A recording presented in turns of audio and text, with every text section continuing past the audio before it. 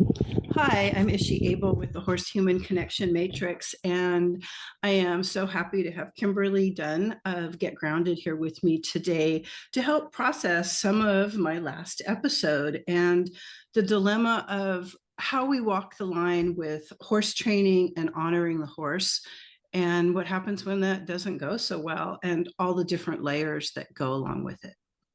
Thanks for being here, Kimberly. My pleasure. It's great to chat again, Ishi. Yeah, yeah, always a pleasure to see you. So what do you have for me after watching that? Wow. Well, the number one thing that hits home for me, because I am a foundation relationship-based trainer, Mhm. is this change that's coming.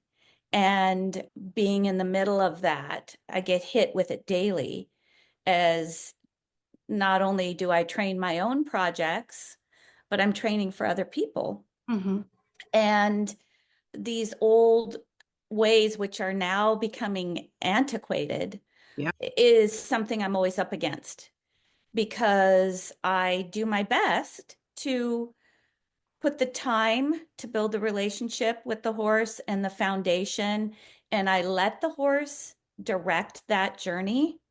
So the horse is the number one voice about how fast we go, how much do we accomplish in a day. That's all horse directed. And I utilize feedback loops to tell me how much can the horse chew today. Mhm. And as well as reflection where maybe I asked too much today and maybe I didn't set the horse up for success, which is something we all do, right? We're all trying to navigate that of where do we go with the horse that feels honorable, ethical, doesn't compromise who we believe we are and want to be. And we're not asking the horse to be compromised as well. Mhm. So with that comes a whole shift change for me in method. So you brought up in your video about natural horsemanship methods and how there can, even though it sounds like the nicest approach, Mhm. I'm not out to try to dig a method. However, there are components with that method that override what is being true to ourselves and true to the horse. And we have to acknowledge that. I just want to say that Yeah. what you just said has been echoed many places recently. Like I'm hearing that all over the place. So we're not alone in coming to that conclusion. Right, right. Let's talk about, though, why is that? So if you think historically, just talking really generally, historically, our ancestors' relationship with horses was surrounding utility, right? We needed the horse to survive. The horse provided the ability for us to do so many things in our daily life. Mhm. Well, there are lots of technical replacements for that kind of relationship, but a remnant of the mindset still exists, right? And so what we kind of see in equine community is this mindset of the horse still is here for us. So what is that for us about? Well, it seems now it's more about entertainment, recreation, sport, competitiveness. So really the grand mindset hasn't changed much for a huge part of the equine community, whereas it's about the horses providing something for us. And I think most people would agree, yeah, we have to take care of our equines, but what is the level of that care? And it seems to be the biggest fault is uh, lack of acknowledgement of emotional regulation. So for me now, even as a foundation trainer, I see the number one priority is my self-awareness and my emotional regulation, and then helping the horse to learn how to emotionally regulate in the context, in the world that I keep asking that horse to be with me Mhm. in the with me. So That's a huge mind shift, right? But how I approach now shaping behavior and reinforcing behavior to a high rate of reliability, I won't compromise my integrity of that the horse directs that path and they have to own it. And when you have experience after experience, like I have now for many years, where I've let the horse own it and find pathways for them owning the experience, it's kind of comparable to when you've had a homemade dark chocolate truffle, and you'll probably never eat Hershey's chocolate ever again, Right. right?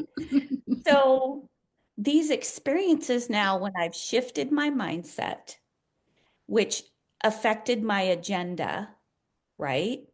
Both small agendas that happen daily as well as the grand agendas of what I want to accomplish, I have to have patience and be respectful of what the horse is telling me Mhm, at the individual level so that I can meet their needs, meet them where they're at mhm. to help shape that behavior. So let me just get a little bit more clear about some of what you're talking about, where you're letting the horse dictate it or set the pace, set some of the learning. Are we talking about, like, this term I've heard a lot recently too, is habituation, and that's what we're doing. We're creating these neural pathways in the horse by training and again that create less reactivity and more regulation through habituation. Is that how you would say it? Correct. So I noticed when you were speaking in your video, you talked about yourself in your journey about being on the spectrum, that you became aware of memory chains. Mm-hmm. So that's really how I see myself when I'm wanting to create a high rate of reliability with a behavior, Mm-hmm. is I'm tapping into what the horse does automatically, which is very autistic, which is building memory chains. Mm-hmm. So I utilize sequence patterns Mm-hmm. that help the horse develop and understand the outcomes of things, as well as, for lack of better term, trigger. Trigger can be used in a negative way, it can be used in a positive way, but Mm-hmm. to trigger a sequence of events that the horse is willing to offer. And so, where a lot of people start out with a cue and then they use all this pressure and release or dominance or force for the horse to guess what that cue means, and giving a release of pressure or a release of dominance or a moment of rest is supposed to be the way that the horse will learn to repeat that behavior, right? Where I found if you tap into a positive motivator and you dial into that innate quality where the horse is seeking a certain outcome, Mm-hmm. you can start shaping it through a memory chain, like you talked about, or I call a sequence pattern. A sequence pattern. Okay, that makes sense. Sequence pattern events. So the horse learns I'm a predictable person. They learn reliability. I become something that they know. I will show them what is the beginning of the pattern, Mm-hmm. and they know where we will end together with the Can pattern. can you give me a describe for people? I mean, I think I have an idea because I've come and worked with you a little bit a couple of times. But what is the pattern? And can you speak to what happens emotionally with you and the horse while you're creating this pattern? And how is that related? Yeah, so the process, quite often, I call it deconstruction. Mm-hmm. So if we want to go back real quick, remember I was talking about the mindset Mm-hmm. of mainstream equine world is product oriented. Mm-hmm. Okay.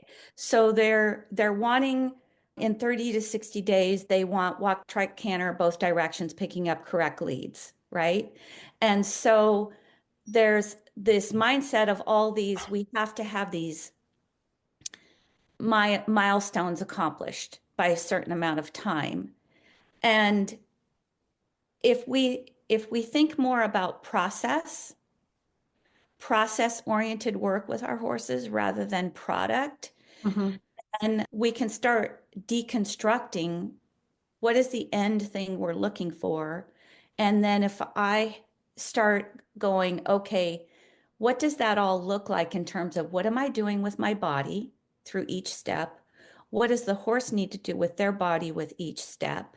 Mhm. And the horse memorizes that Mhm. through a positive motivator. So deconstruction, for example, let's just talk about something where we need to be able to walk up to a horse, or I'll extract the word need. Many of us want to be able to walk up to a horse with a piece of tack and put it on their bodies, Mhm. right? Mhm.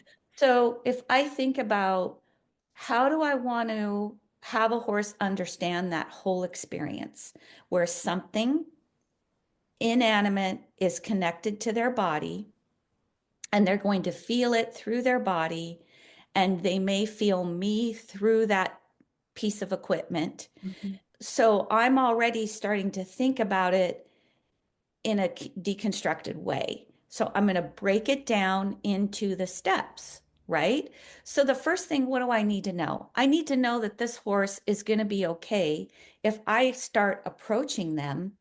So I'm giving them eye contact. I'm walking towards them in a direct way, and I have something in my hands, right? Mhm. So that that might be something I start to deconstruct all the way to my approach. No equipment. I'm just going to approach and retreat. Approach, touch, and retreat. Approach, touch some more, and retreat. Then I might start adding the object, right? Mhm. And all the while through this, I'm looking for the feedback. Is it okay for me to add more? So, what the horse begins to learn is Kimberly is this source that helps me find end goals I like Mhm. through positive motivators. And she's going to always create these patterns of things that happen, Mhm. and she builds on them. So it's a lot like math, right? So whatever I deconstruct in an event or an activity, I start out simple and then I add more and I add more and I add more, always getting feedback. Can I add more today? So you're And breaking it into little tiny steps and correct. little tiny intentions. Like Yes. the whole thing about like getting a horse in the trailer starts with lifting one hoof. Right. Exactly. Exactly. And allowing the horse to give you a lot of feedback and that they know you're going to really listen to what they think about what you just showed them or introduced to them. Creating trust. You're creating trust. And when they tell you no, that's enough for today, you honor that. Quite often, almost always, the next time they're like, I'm ready for you to add more. But they learn this predictable pattern process with you. So I want to jump to the video for a second because Sure. it seems the more that I process this and the more that I think about it, I think the main problem that happened was I had established a communication with the horse that if he needed me to get off, he would touch my boot with his nose Yes. rather than try to buck a human off. And we did a couple sessions with animal communicators even. And when I was working with this trailer trainer, I explained that to her. But when he was down at her place, a couple of times she was able to navigate or push through that in a different way, creating a neural pathway in her head that said, oh, he doesn't really mean it. Right. So it's overriding the Uh-huh. voice of the horse, and it always ends up in something unsafe.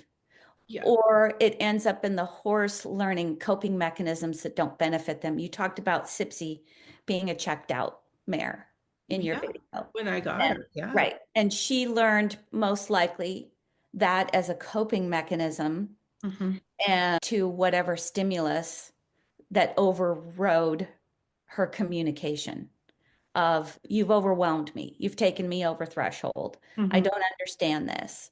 And, some horses will be like Charlie, who say, you didn't listen to me. So now I just have to speak louder and be an asshole Mhm. while I speak. And other horses will figure out a coping mechanism where they just check out and they're not really present. The thing about horses like Sipsy is a lot of people think that they have accomplished something when Yeah. they've taught a horse to check out. And when you have a lot of experiences working with horses and riding horses through a relationship-based mode where you honor the voice of the horse and everything becomes very communicative, there's a lot of conversation going on. When you go and ride a checked out horse, it's an incredibly unsettling feeling Yeah. for me. Yeah. So get me back on track because Okay. All I right. feel like I So got on a bunny no, trail. no, I do. All of this stuff is very pertinent to it. It is. But so I guess I have that. I have some guilt around the moment when I could see them escalating up on top of the hill and turning in circles. And he put his nose on her boot and then looked at me. Yeah, yeah, And I, like, in that moment, I said something, but I wasn't forceful enough. I said, how about you get off him and come ride Sipsy and let me walk him for a while? And when she disagreed with me, I should have said, no, it's time to get off. But it's that line. And, like, maybe this is something to speak to too. I mean, it probably doesn't happen with you because you're a trainer who knows what you're doing. When you take on a horse for someone else, there may be negotiations with that person. There may be needing to educate that person as to what you're doing, but maybe a broader, like, to zoom out, because there are many different sides to this equation, is like, how do we navigate our intuition with our horses when they're at a trainer, and yeah. the trainer's responsibilities there and their competence level. Yeah, that whole scene, the hill scene with the two horses and you are with a trainer, there are so many things we could talk about. But I get a sense that it's fitting to point out, let's think about the power we give our Mhm. trainers and our teachers. One thing we have to acknowledge is in the equine community, there is potential for a lot of bullying and ego tripping. And this, I'm not trying to speak against your trainer at all. I'm speaking more about, in a general sense, we as horse owners who are ultimately responsible for the future, the welfare, the emotional well-being of our equines, it's common practice for us to hand them over to a professional. And then feeling like we are limited in our power to be the voice for that horse. And so that is something that needs to be resolved and needs to be figured out because trainers are not ultimate authorities.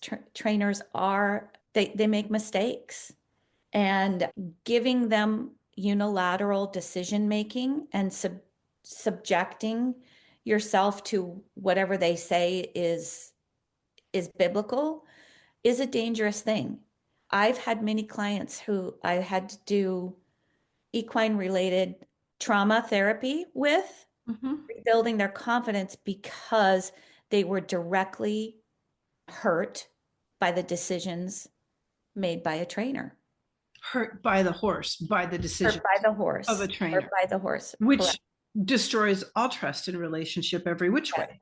it does. Wow. It does. So this notion, and it goes back to that mindset of we're in this world where horses are our entertainment, they're our recreation, and there our sport creates this sense of, well, I have this equine and I'm going to give it to a trainer, and when it comes back, it's going to meet my needs.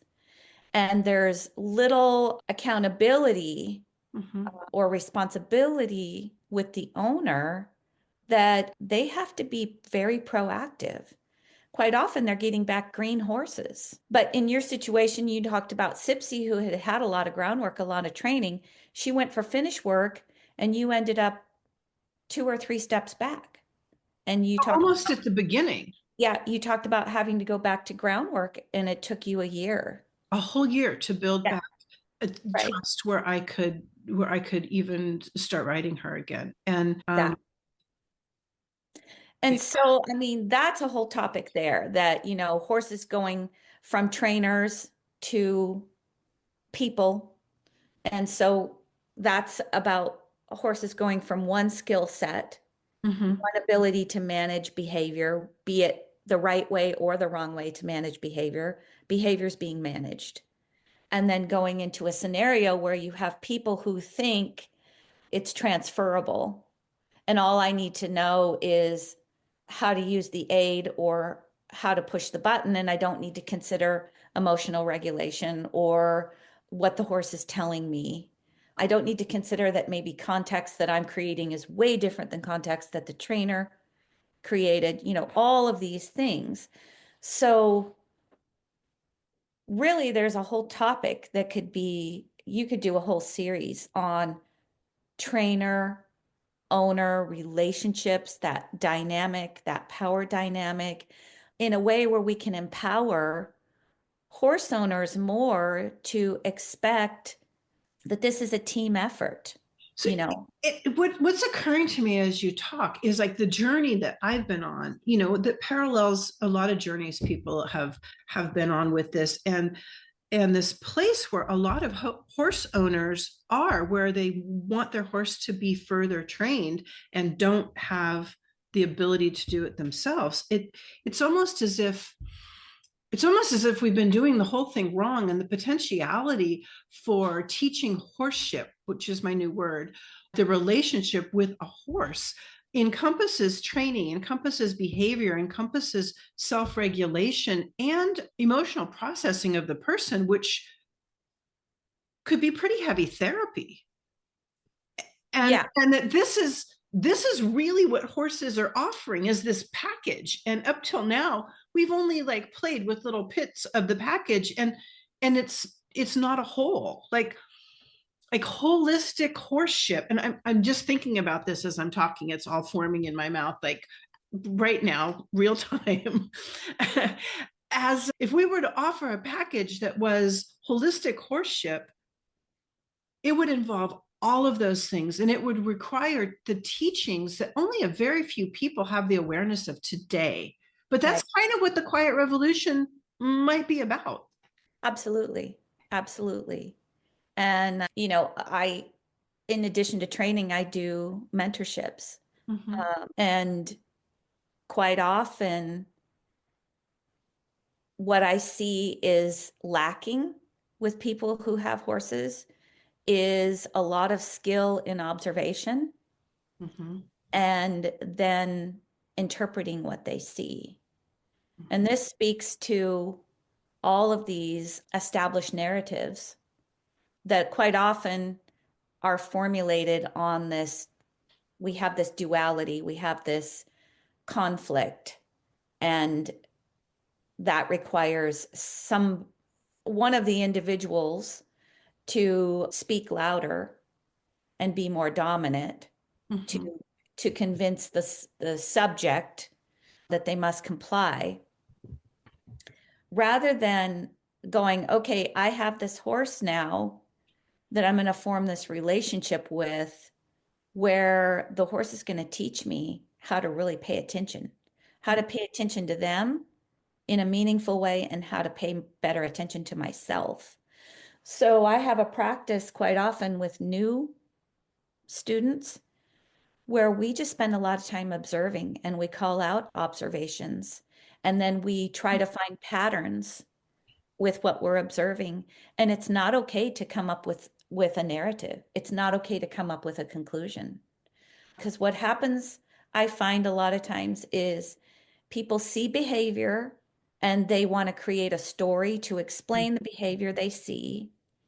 And so they'll create a narrative. Quite often, when you do that too early and you don't test your theories about what you're seeing, which might mean changing contexts, changing equipment, changing what you're doing before you come to a conclusion. But what happens is people come to a conclusion too early. And then what happens next? They formulate a plan. So, formulating a plan based on a false conclusion, where are you going to end up? Not where you want to be, for sure. Exactly. So that's huge. That's important. And that's why I try to keep people on the ground with their 2 feet on the ground, more interactive, moving, figuring out how to move together with the horse in a synchronized way, works on all of those skills that we need to develop. That's really lacking. Even with a lot of professional trainers, I see it lacking. Yeah. So, but when you start getting into that kind of work, Hmm. you kind of want to stay there, because you ask the question, do I really want to ride anymore? Yeah. And I'll be one that says, you never have to ride again. I don't care if you ever ride a horse. What I care about is how you spend time with a horse is mutually meaningful for the both of Yes. you. And if I could ride and have it be mutually meaningful, I Right. would do that. But I've had very few experiences outside of the ranch or outside of riding with someone like you or Carissa where it is meaningful. And that just may speak to my unexpertise in writing and the journey that I've been on to learn a lot of this stuff. The co-created rides that I would have at the ranch that were not that where I had no agenda and the horses took me along. Yes. And we were on 200 acres with a perimeter fence where we could do that. They live there. They know there. Those were meaningful. Sitting in the round pen with the horses and the musical instruments earlier that week, that was meaningful. Horse hiking has been meaningful. I Yeah. do not want to be in a position again where I need to make my horse go up this 4-foot dirt embankment because she just told me no. I don't want to do that anymore. Yeah. Yeah. Yeah, like I said, it goes back to that chocolate analogy, once you've tasted something that's really, really good Yeah. and really feeds your soul, speaks to your heart, it's hard to do that other stuff. It's really hard. Yeah. And, I have clients who come to me who have agendas Mm-hmm. with their horses, and quite often I'm thinking, missing out. From my perspective, you're missing out on what this is all about because we don't need them for these things. We don't need them to win ribbons. Mm-hmm. Can it be fun? Absolutely. Can people go and do events and have fun with their horse? Absolutely. But there's too much focus on the ribbon. There's too much focus on the competition.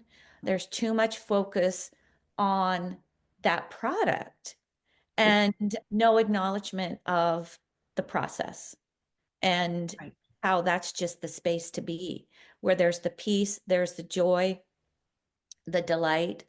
I moved to a rapport building model now where I work at Liberty Mm-hmm. and I use a positive reinforcement model. So I'm setting up a mindset in the beginning with the horse where they see if they can pay attention to themselves and to me and my influence, it will end in a positive outcome. And that mode, I can be there forever with the horse because it becomes this process where I can ask the horse, are you paying attention to when my toe is pointed this way or when my toe is pointed that way? And they can show me, yeah, I'm paying attention to that. And so all these opportunities where the horse gets to freely show me their level of awareness, Mm-hmm. their intelligence in solving a problem, Mm-hmm. just through this utilization of a positive motivator, which is tapping into innate seeking, which we all do. You know, it's just a beautiful place to be, and it feels so good.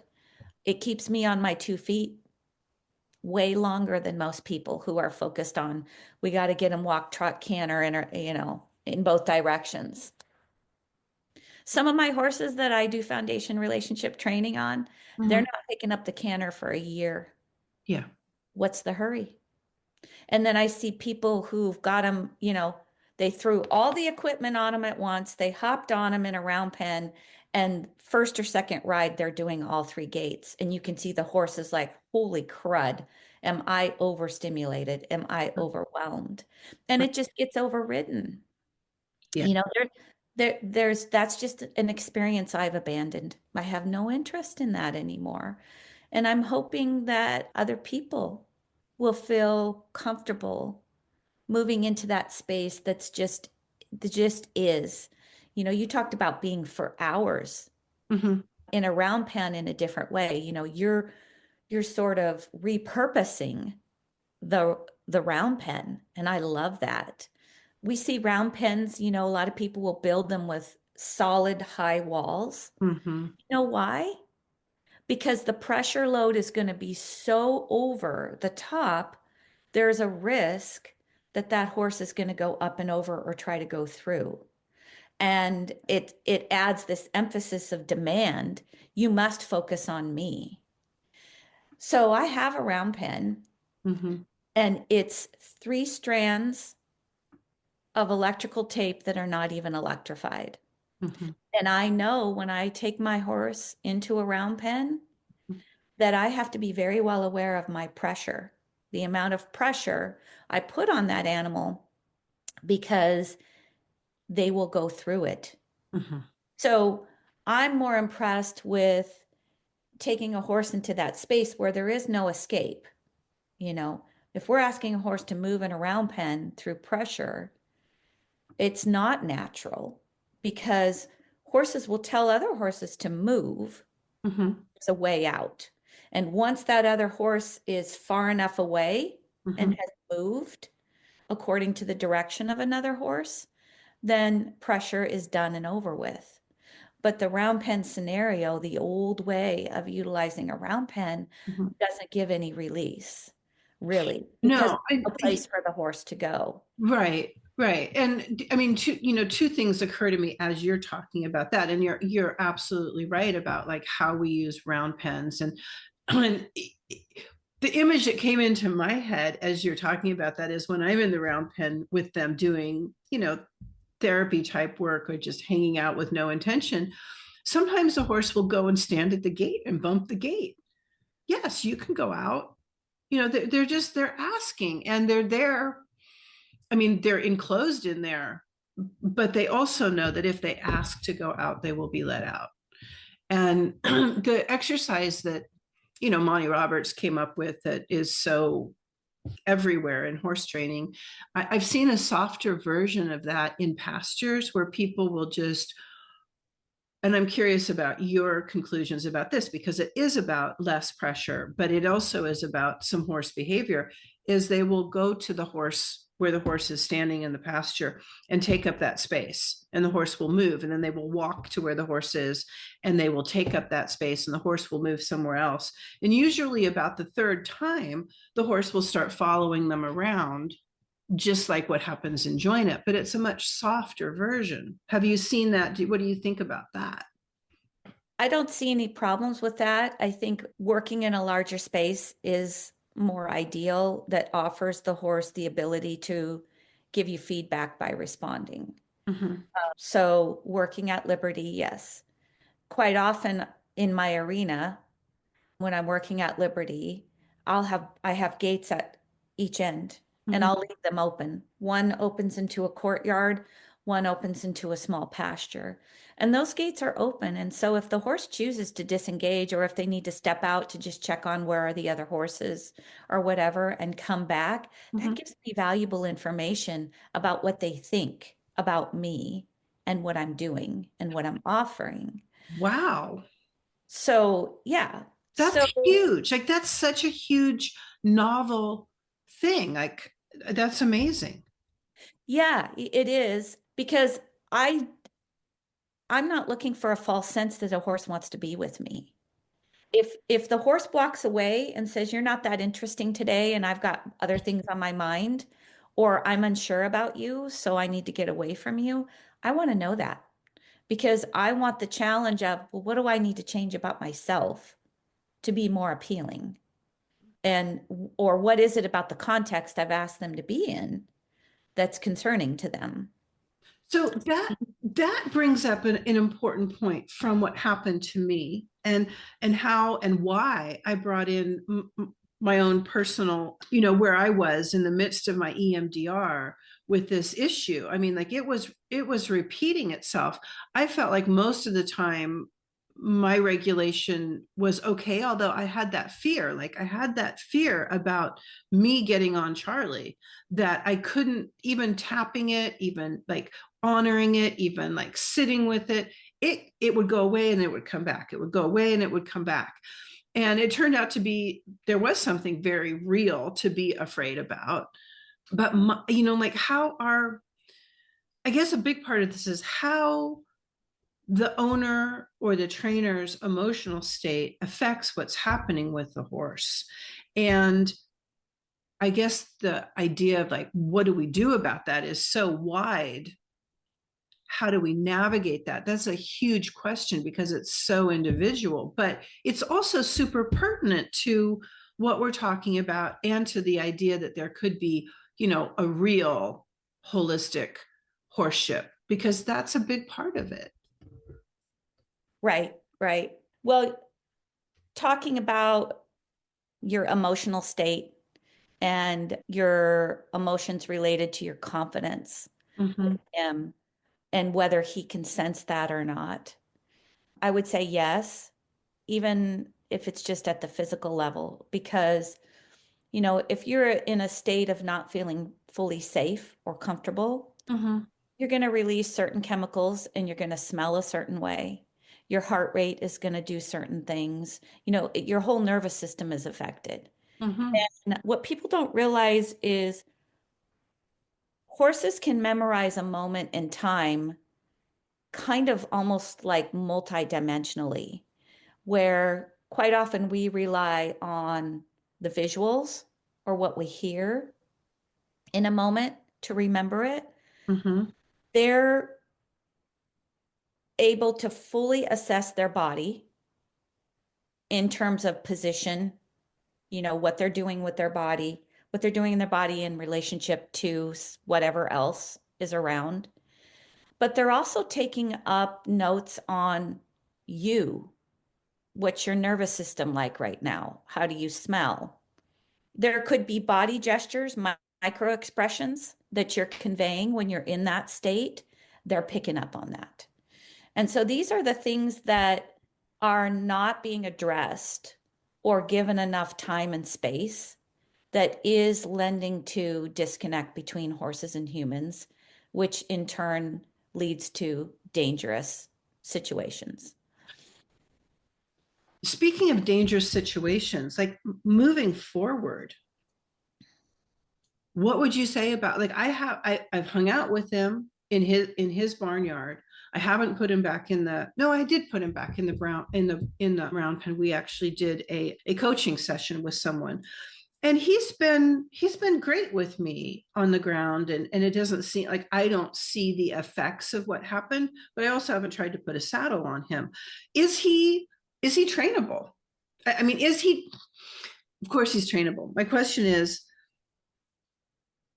what do you think it would take for someone to ride him? And do you think he will always buck? Yeah, that's a really good question. So I've always perceived bucking is a response to some sort of overstimulation over threshold Mhm. in initially, but Mhm. it can become a habituated learned behavior that gets triggered. So in other words, some horses get to the point where I have these emotions and I have these feelings, and I can't figure out how to make it all stop and get a release from them unless I buck. So in other words, there's a memorization of a sequence pattern, right? And Mhm. certain triggers are happening that leads to that behavior. And it can become a go-to behavior whenever the horse feels like this person's not listening to me, or I'm telling you no, or I have concerns. And so it just becomes a habit. Then going to your question, can that somehow dissipate? Is there a way? Is there an approach to fade that go-to behavior? Absolutely. Good.